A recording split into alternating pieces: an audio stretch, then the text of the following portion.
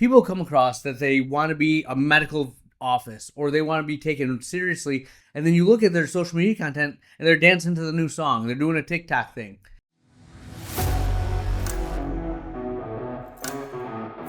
All right, my friends, the Ultimate OD Podcast. What is your brand? What do you stand for? We're going to outline the steps of kind of realizing what you enjoy doing, how this enjoyment has to define your practice. Closing thought of the episode. This is the Ultimate OD Podcast. Here we go.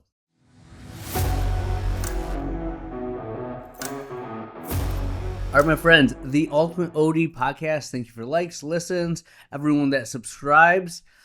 We're having fun. We are halfway through the year. That's crazy. How are you guys doing? Have you hit your goals?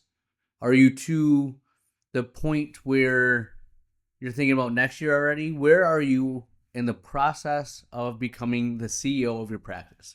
Remember, when you're the CEO, you can really judge how far you've come in terms of how far you're looking ahead at the things you're going to do with the office. So you're a week ahead, day ahead. You haven't quite got there yet. I've lived that. I still have to get away from that occasionally, but I've gotten to the point where I'm now 5-year plan. 10 years is harder. I think 10-year plans are hard in general, right? But 5 years down the road, I have a very good, vivid picture of where I want to be.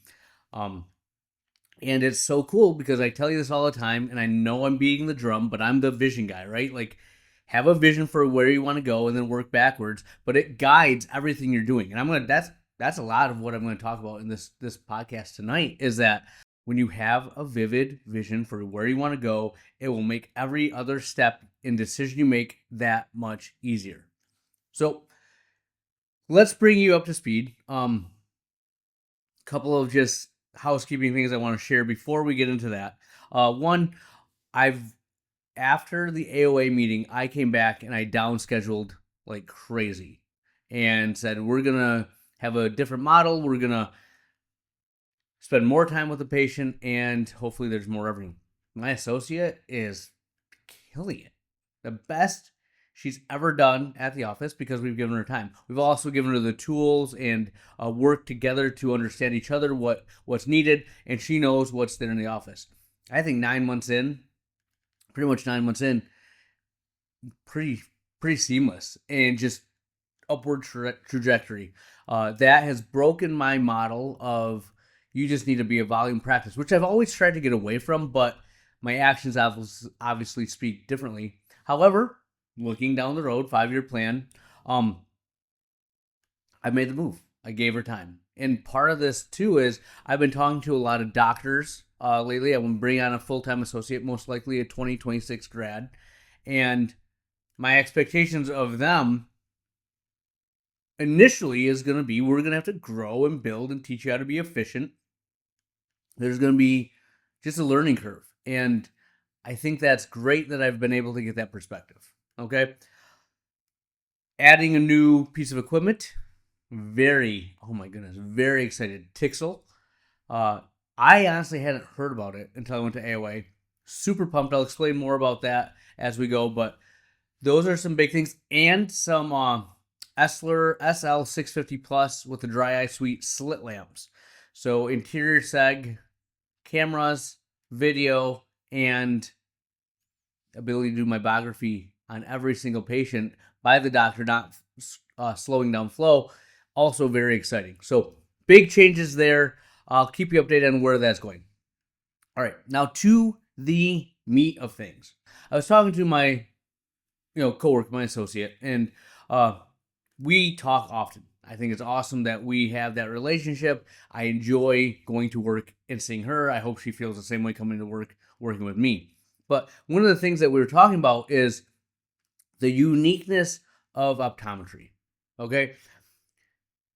It's awesome because there's a gate preventing anyone from just opening up an optometry office, right? You have to be a doctor to have an optometry office. I mean, you can have an optical, but to run the optometry and hire an optometrist, but that's a harder model. I don't see that very often. There's some great opticians that can do it, but again, let's take that out of the equation. Not everyone's just setting up shop and starting in an optical office, an optometry office, right? So that's great. Not everyone can do that. Like if one of my good friends has a roofing company, and he's like, anyone I hire the next day could shut down or leave here and start their own business right next door. And he has to think about that every single day. So we have a kind of a protection, a moat. You have to be a doctor. Not easy, specifically in the eye. No barrier, whatever, for them to get in. Now, with ours, we have a lot of regulation. And we have this thing called managed care, which we all hate, that limits what we can do in terms of glasses, exams, etc. And I know, and this is what my associate put out there, well, you could just not take insurance. Easy to say. She's like, a lot of people talk about it on ODs on Finance. Easy to talk about. Really easy to talk about.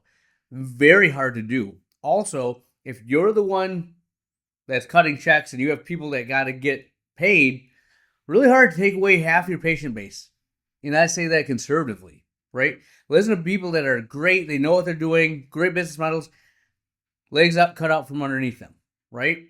But they build up. They're better. They can go.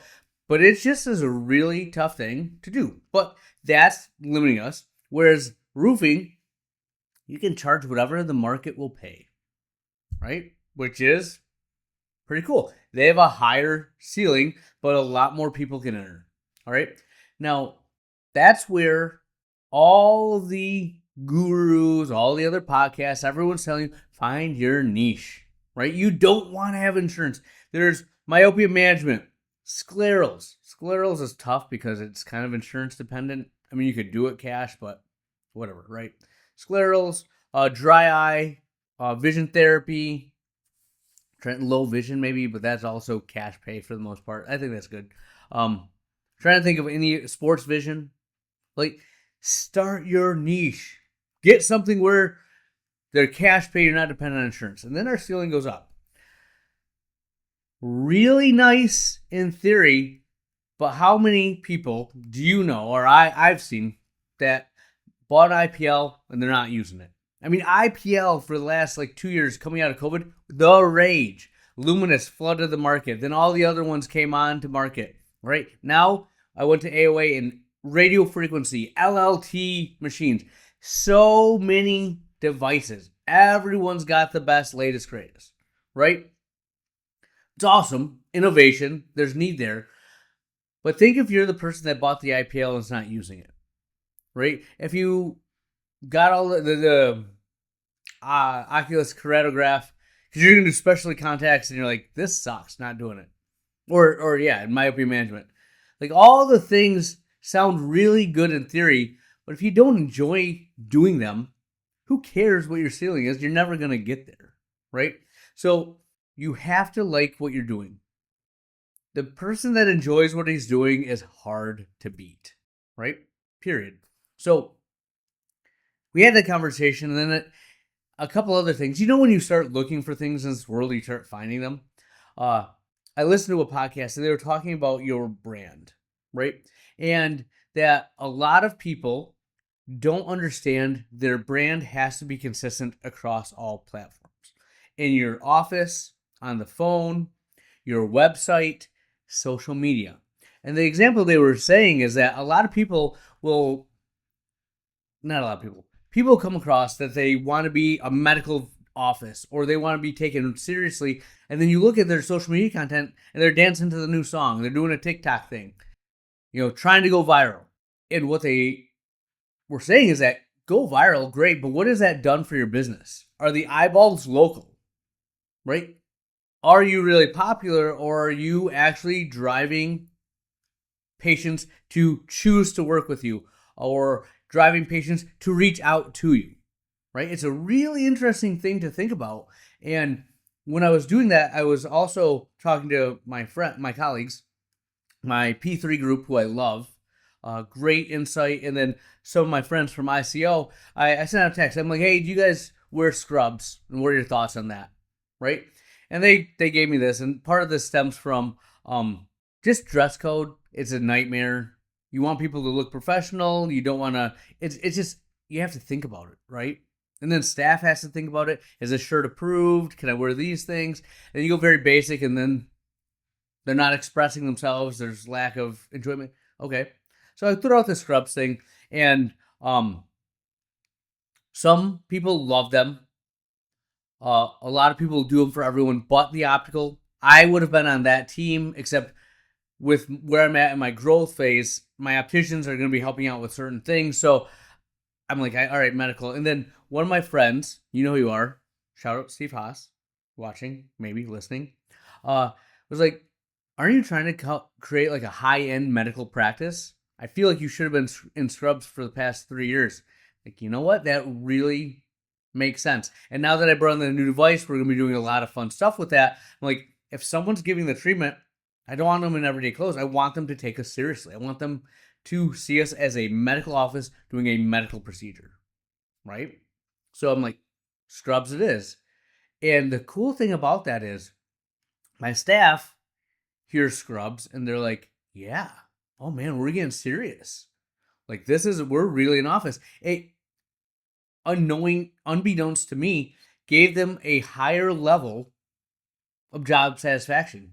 Like we're really doing something that matters, right? It's just something that is how scrubs are viewed, right? And again, before you go out there, I think high-end dermatology, plastic surgery, like quality that Figs is a brand, look professional. I've been into pediatric offices or go into other offices and they're like got SpongeBob, just all kinds of different things. I'm like, no, we need to be classy and do this. Now, to do that, I can be as excited as I want to be, but if I'm making them buy the scrubs initially, that's a tough go. It's hard to get excited when you have to spend X amount of money on scrubs, right? So I'm like, I'm front loading this. I'm buying them the shoes, the scrubs, and we're going after it. We will have a uniform policy going forward, and I'm working out the details, but after that, they'll get a $300 allowance every year, but 80-20. You pay for it, and whatever you pay, I'll pay up to like $300, but you pay 20%.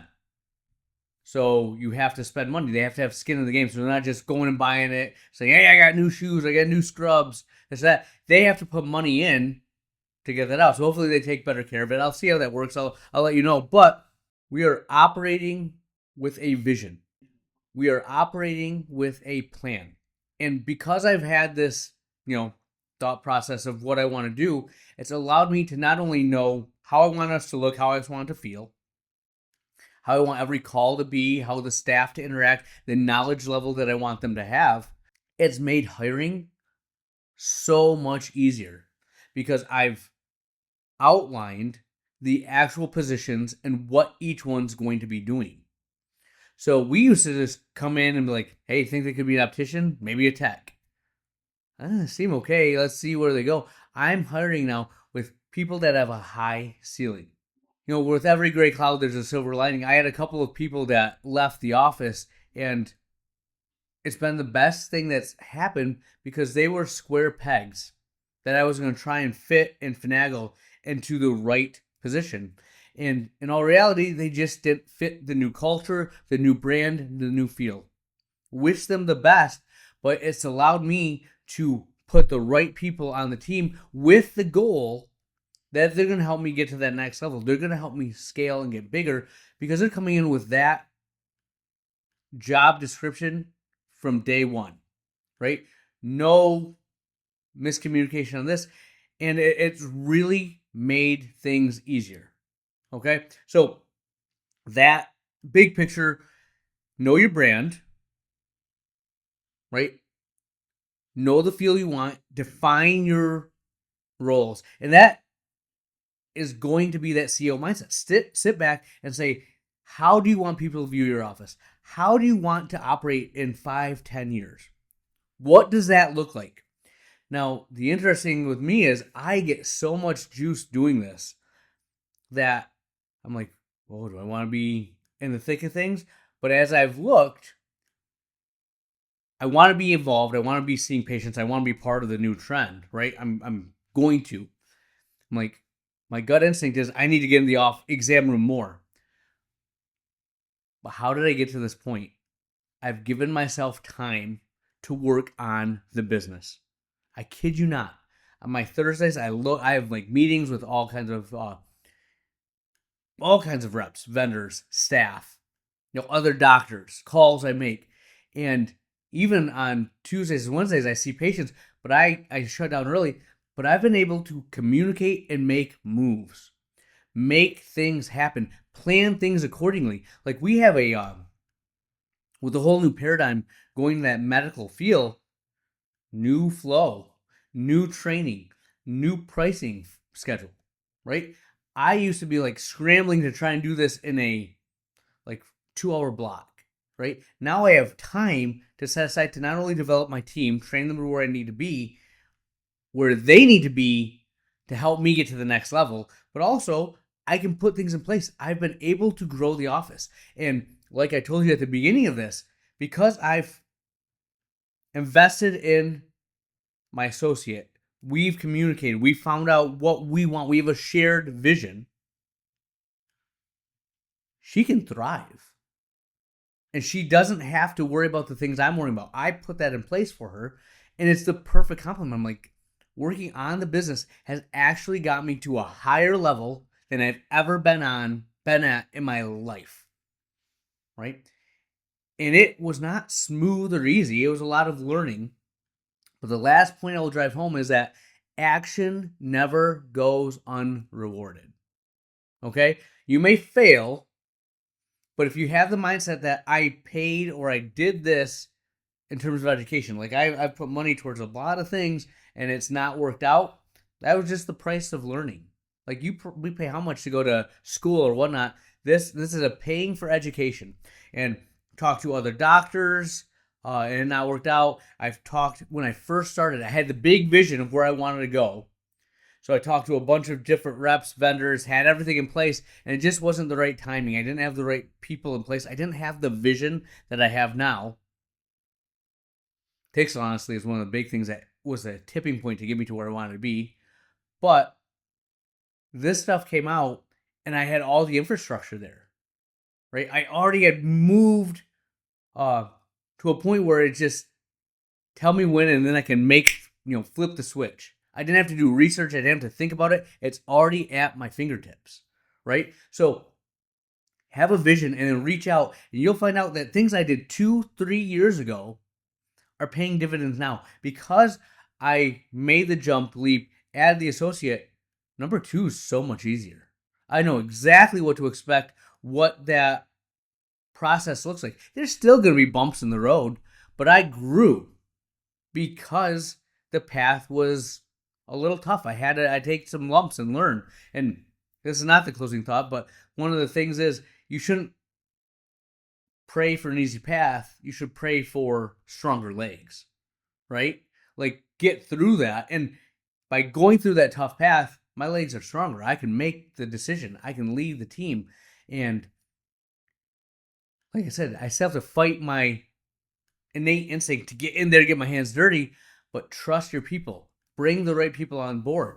When I was looking at the doctor that I was going to bring on for the associate, not the one that I already currently works at the office, we were debating, we were talking like, do we want someone that does like pediatrics, primary care, like disease, or do we want someone that is just like us?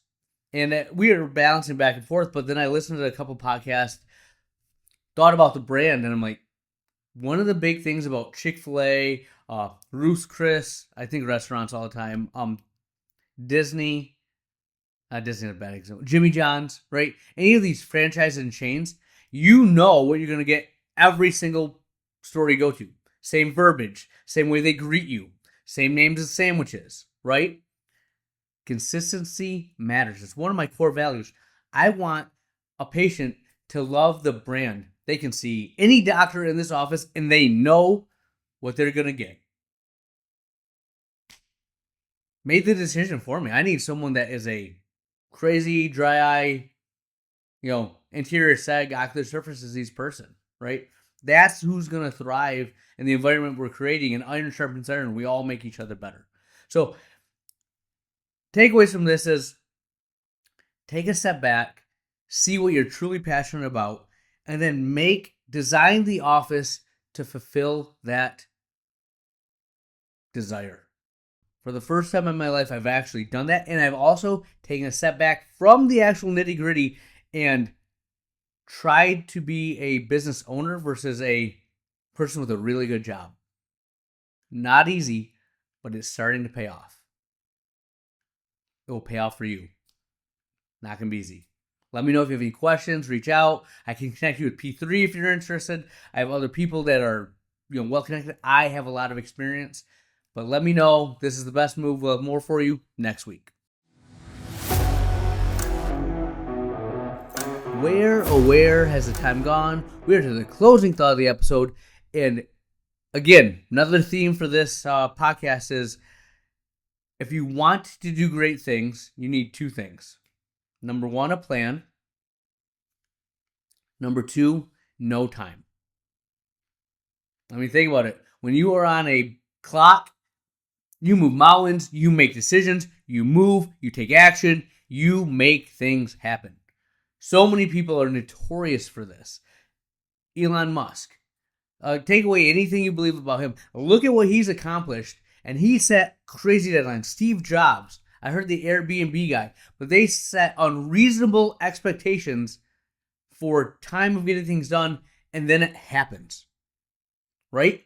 You need to do that for yourself. You need to set these crazy time-restricted goals. Now, it goes counter, to anything that says you got to enjoy the moment, know where you're at. You have to set big goals, right? You have to put them out there and then give yourself a hard timeline.